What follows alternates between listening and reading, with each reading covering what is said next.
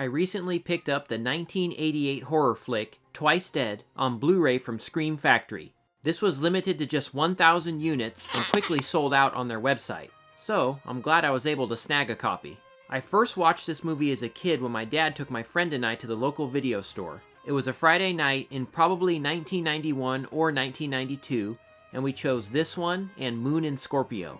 It's funny, the things that stick in your mind. But I have to say, browsing the horror section of the video store on a Friday night, choosing a few movies, and then watching them late at night with plenty of snacks on hand are some of the best memories of my childhood. I really miss those days. Lately, more than ever. Anyway, I hadn't seen Twice Dead in many years.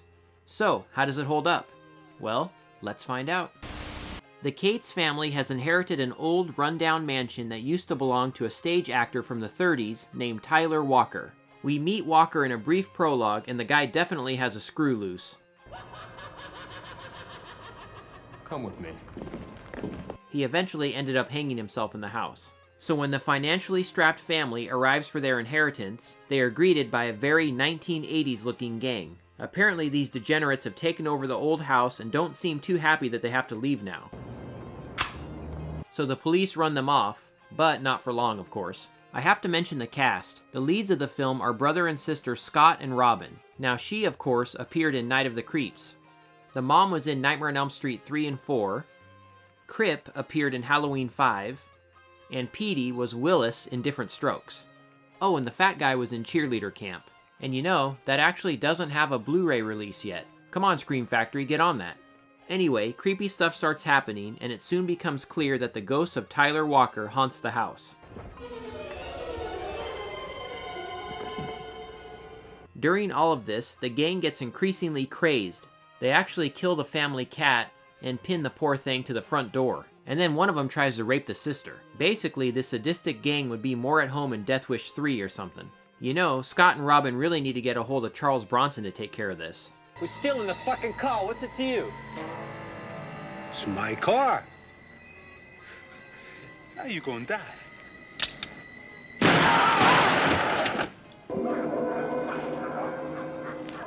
Do not mess with Charles Bronson, or his car. At one point, the parents have to leave town, and the siblings are left by themselves to deal with everything. Now, I don't want to spoil too much, but I will say that the ghost eventually kind of joins forces with the brother and sister and helps them fight the gang members. It sounds cheesy, but it works well here. The climax has the gang members invading the house and things turning increasingly violent. We get some supernatural kills, including one that is just so 80s. It involves a couple, and they're, well, how should I say it? Bodie, the wild mambo, the hunka chunka. Yeah, that. So they get electrocuted during it. Well, they manage to finish before falling over dead.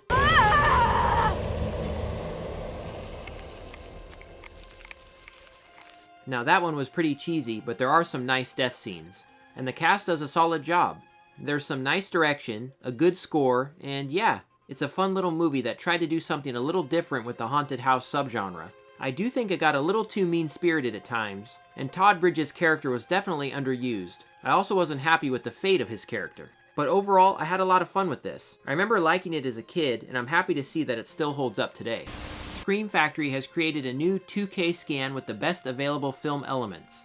Now the image is a little washed out and soft, but overall it looks solid, and it is a vast improvement over the old double feature DVD release. Special features are pretty light and were ported over from that old DVD release. They include a 12-minute interview with actress Jill Whitlow, where she talks about her experiences on the film and her career.